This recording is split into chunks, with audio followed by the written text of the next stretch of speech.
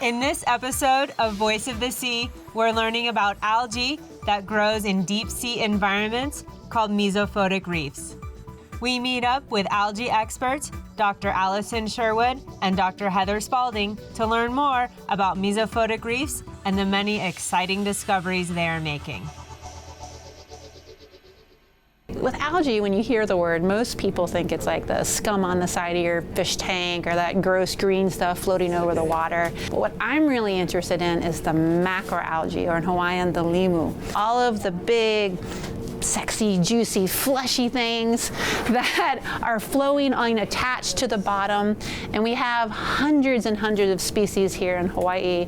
And what's exciting about the work that we do is that we're discovering new species all the time. Every time we go down and do a dive down into deeper water or even shallow water, we pick up a new species. We're still in this process of really trying to discover how much algae is here in Hawaii. What is an alga? It's actually kind of a hard question because there are many different answers that you can look at it, whether you define what is a group of species based upon how they're related from an evolutionary perspective, or their compounds that they contain, their polysaccharides, their pigments that they contain, their shape, how they reproduce. All these things we use to determine what is an alga. Regardless of how difficult it is to define it, algae are really important ecologically. In Hawaii, algae are viewed in a very good light. Culturally, they're important in hula, they're important in song, they're important for the food. Everyone loves your poke with your ogo in it, and it's fun to go out. I actually love doing research on algae in Hawaii because it's one of the few places you can go to the beach and people know the algae. Like, oh, what are you trying to collect? I'm like, oh, I need limu koho. I've used to need limu koho here. And they'd be like, oh yeah, over there, but don't tell anyone. So it's perfect. It's one of the few places that has an appreciation for algae, and it's important culturally. It's important ecologically in terms of creating habitat and as a food source for other organisms. So algae, when they're introduced from other areas, ecologically, they can have a negative impact.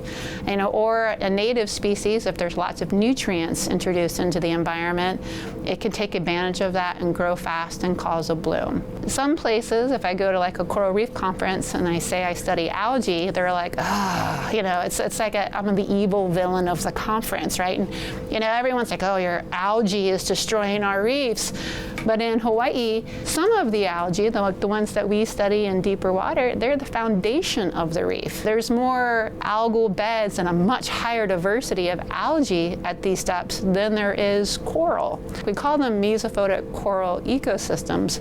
But in truth, the more accurate term would be mesophotic reefs because there's more algae than coral in a lot of these places that we go to. So that depth range, which we define from about 30 meters to 150 meters, so that's like 100 feet and a little bit deeper.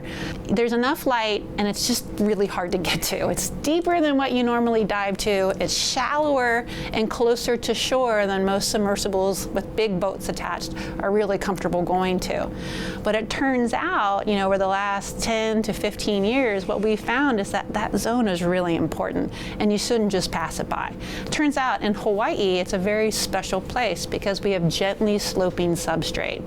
So we have some great habitat offshore with clear water that has produced, as a result, some of the most spectacular mesophotic ecosystems in the world. So to date, we've collected mesophotic algae from over 76 sites across the entire Hawaiian archipelago. We've described 14 different dominant communities of macroalgal reefs at mesophotic depths. So the thought was, if we can figure out what species are deep, maybe they could be a refugia that could replace shallow water reefs if at some point conditions change and they're able to recover. So that's what we started out with, and it's a great idea. However, what we've been finding is that, no, it turns out what's deep, it's really special. The light and the temperature and the nutrients are very different conditions, and they're probably not going to reseed what we're going to find in shallow water. Instead, we need to find where these areas are and kind of sort of protect them and understand their diversity now. Maybe things are more connected than we thought, but just in deeper water.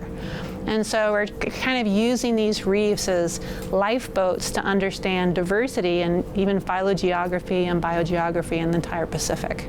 These are some of the species that you would typically find in a mesophotic reef.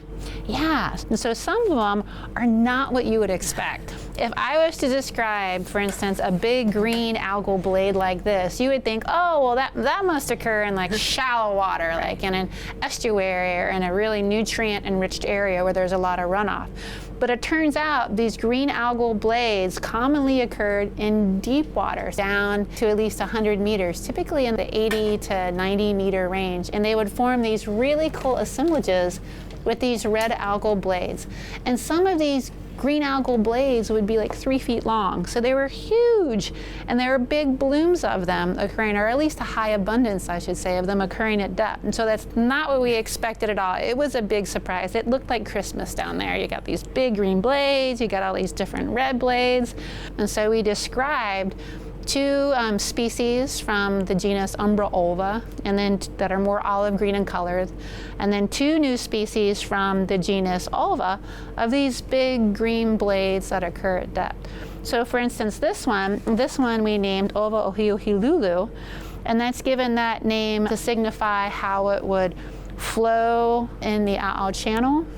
And the aʻau channel is a place that's very important with these mesophotic reefs that we have in Hawaii because of the gently sloping substrate. But that's not just the greens and the reds. It turns out we have another group of species called Distromium, and they look like, brown ear-shaped blades that are growing. They can occur in sand, like this one. It has a little sandy holdfast that's like a root-like system that it attaches in the sand, but it can also grow on walls and hard substrate, so it almost looks like shelf mushrooms, like going and growing all down through the walls, or they can also grow attached to the Leptocerus coral reefs that are down there. In the northwestern Hawaiian Islands, we see a lot of big beds of this net-like green alga called Microdictyon. And in the main Hawaiian Islands, we also have Microdictyon beds, but it's a whole different species, and it grows very different. Some algae can be calcified, so they have calcium carbonate in them, the same way that corals do. And so algae such as Halimeda form calcified green algal beds. You feel how it's kind of hard? Crunchy. Yeah, it's like hard and crunchy. Halimeda, when it dies, guess what it makes? Sand. That's right. And does the sand that it's make stay down at depth, or does some of that sand come up to shore and form our beaches? Well, in Hawaii, we have species like Halimeda discoidea, which actually we find shallow and we find deep, but it can be very abundant in shallow water. And in some places in Hawaii, like in Kailua, up to 40% of the sand can be made from Halimeda discoidea. Some of these species that are very important, like culturally and I think ecologically, are disappearing, and we don't necessarily know why. So that makes us want to go through and describe a lot of these other species as fast as we can, because we're just really starting to understand some of these mesophotic environments, much less the shallow water environment. There's an urgency, I feel like, to trying to get to these places and describe these species.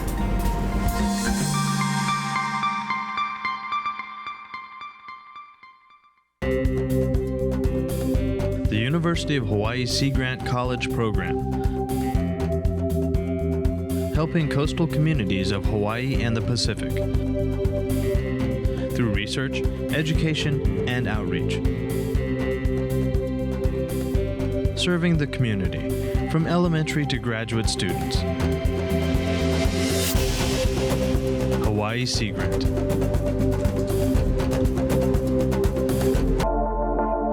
Welcome back to Voice of the Sea. We're in the Plant Science Lab at UH Manoa with Dr. Alison Sherwood, learning about how she identifies different types of algae and the process of classifying and describing a new species. We've been working here at the University of Hawaii for about 15 years, and what we're trying to do is characterize the seaweeds of the Hawaiian Islands. We want to know how many different species we have, whether or not they have names, and if they don't, to give them the names that they deserve, and then to figure out their evolutionary affinities, so what they're related to. Are there species out there that are in other Pacific islands or in other continental areas that they match or that they seem to have evolved from? And what makes Hawaii a special place for you to study algae? Oh, Hawaii's special in so many ways. Well, we're isolated out here. And that's interesting for the seaweeds and the algae because they are also isolated. So they're on these really unique evolutionary trajectories. We've ended up with a stunning array of species that just aren't found anywhere else in the world. Do we want to take a look at one of your projects? Sure, yeah, I'd be happy to do that. Genus Martensia. So this is a red alga. It's an alga that's found pretty commonly around the main Hawaiian Islands as well as the northwestern Hawaiian Islands. And we have specimens that we've collected over the last 15 years from the shallow water areas here in the Hawaiian Islands that we are comparing to these deeper water ones that we have now. So the first thing we do is DNA extraction, PCR, and DNA sequencing to get our sequence information about all these different specimens that we're working with.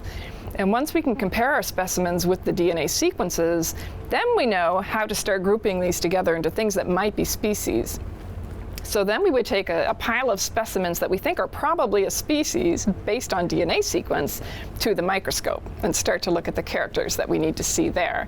And if these characters also make sense in terms of describing a species or belonging to what we might assume to be a species level unit, then we would proceed with acknowledging that as, yes, that's a species unit, something that needs to be described or given a name. So what we're looking at here are actually two specimens of the same species. Oh. Yeah, if you were just going to identify these based on the morphology, it might be a little confusing because they actually look pretty different from each other. They're different sizes, they're slightly different colors, and you can see some of these have these really elongated network regions, like this one is a gigantic one. These ones are much smaller in size. So there is a lot of variability in the morphology, and that's one of our biggest challenges in studying seaweeds and algae.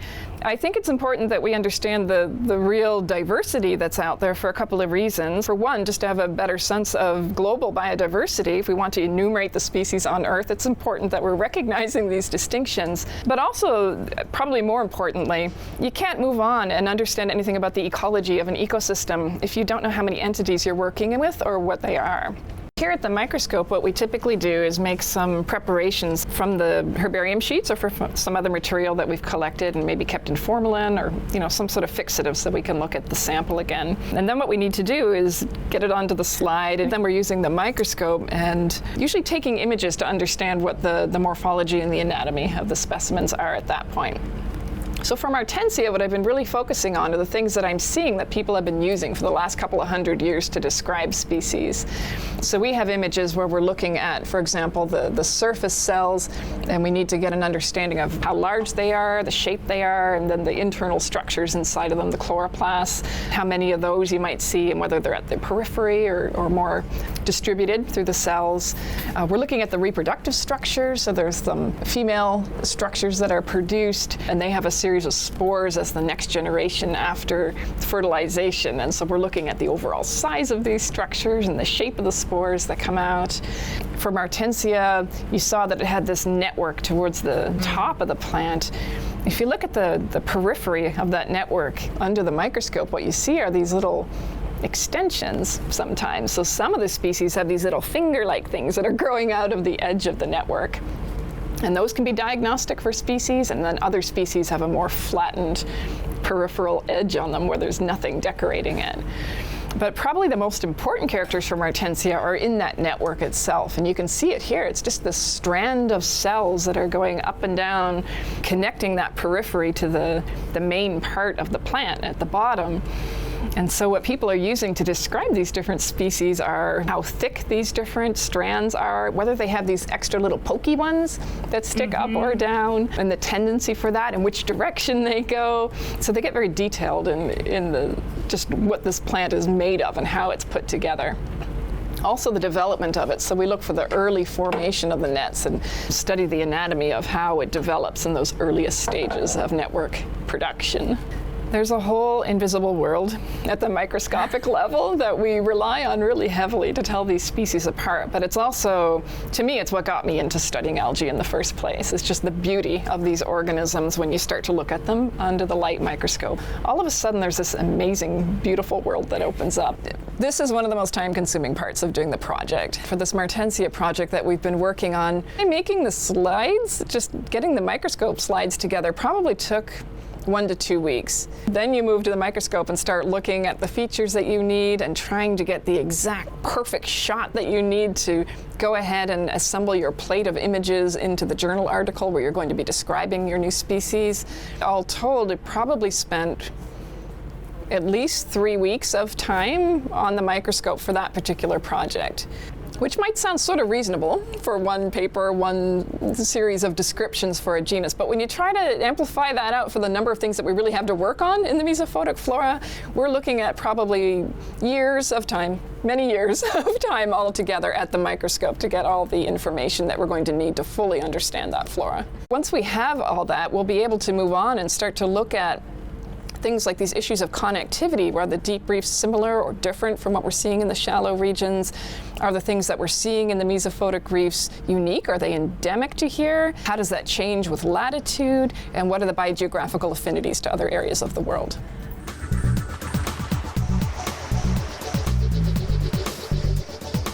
We are looking for a few heroes, mentors, trailblazers, innovators. A passion to change lives, spark curiosity, open hearts, and awaken minds. Help students answer the question, who am I? This could be your calling, but this is no job. It's the journey of a lifetime. Be a hero. Be a teacher.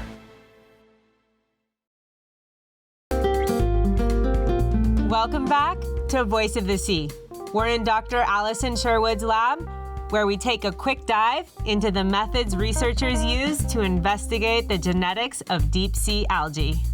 If I'm studying sea urchins and I take off a little tube feet off a sea urchin or a fin clip off a fish, I can grind that up and I can guarantee you with almost 100% certainty, I'm gonna get good DNA from that. If I do the same thing with the algae, maybe I will. You go to the phycology conference and everyone's like, psst, hey, I'm trying to get DNA from this. And they're like, oh yeah, I use this with this add-on, with this special technique, with this special kit. Why don't you try this? You have all these different techniques that you use to get DNA from old presses, like presses from herbaria that are like 100 years old. So you have special techniques for that.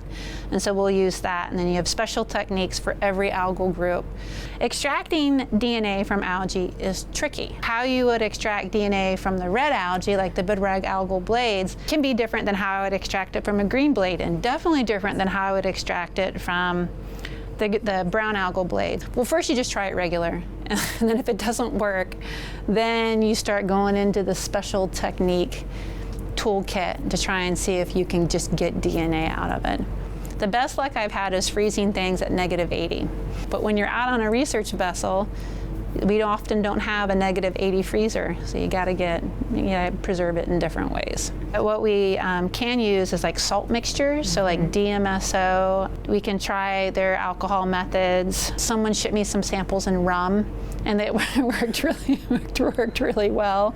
Yeah, so there are different ways that you can preserve the algae to get the DNA out, but the traditional method, to be honest, what we typically do is just save it in cat litter.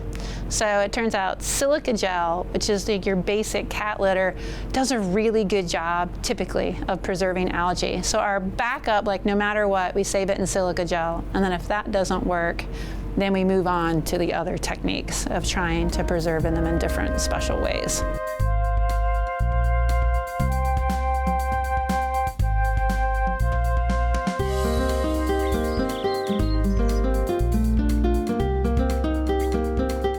This is absolutely a collaborative effort. And so what we do is kind of partition the projects based on who's interested in what.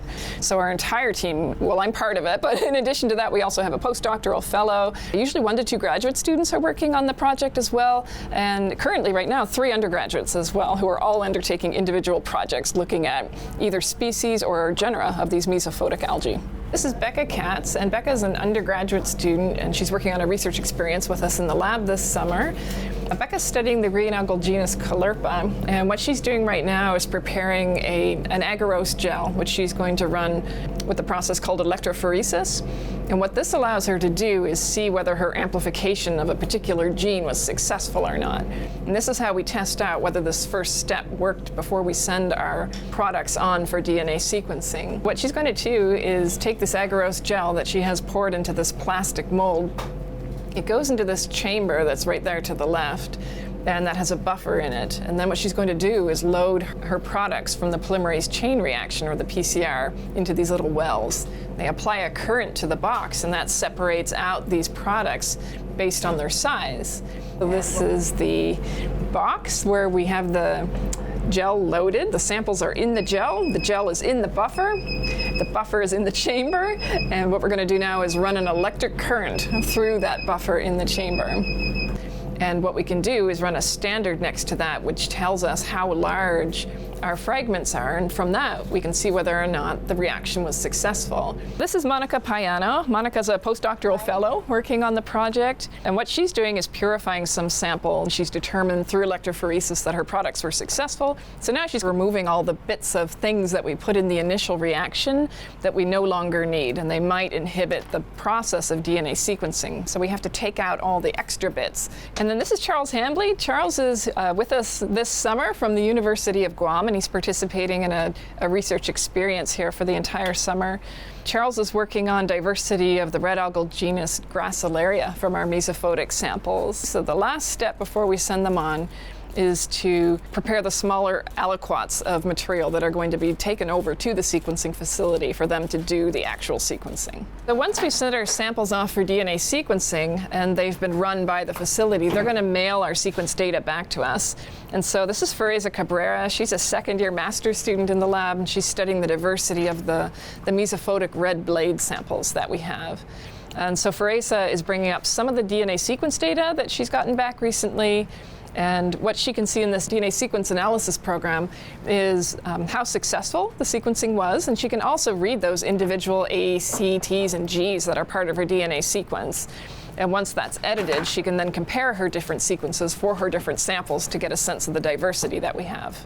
There's a little spot there on the bottom where we're seeing an overlap in a couple of different peaks, but by and large, the peaks are quite distinct, and they're decently clear, I'd say, from each other. So we would use most of that DNA sequence.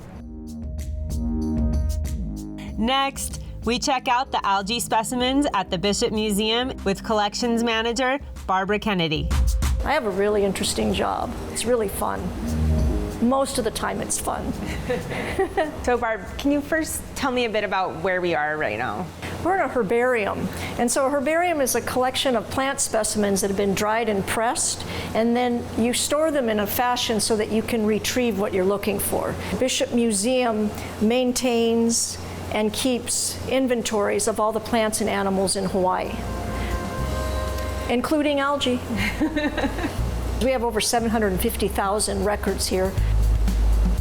We are the state repository, the largest Hawaiian collection in the world, and then from there our focus is Polynesia, Micronesia, and Melanesia. Our oldest records from Hawaii date back to Captain Cook's third voyage.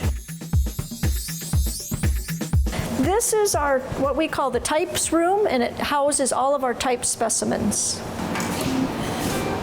The specimens are housed in cabinets, organized alphabetically by plant family. So right here is where we keep all of the Hawaiian limu. Let's find one. This should be pretty cool. Oh, boxes. Yep. Sometimes it's too 3D. You can't smash it. And this is a holotype. So they're your most important type collections. The holotype is the specimen they use to describe in the journal. There's different ways to organize a herbarium. Our way is really user-friendly. It's alphabetical by plant family and then by genus and species. Some herbaria do it more by phylogenetics or the relationship of plants. Watch more episodes and find additional content online at voiceofthesea.org. Follow us on social media at Voice of the Sea TV. Mahalo for watching Voice of the Sea.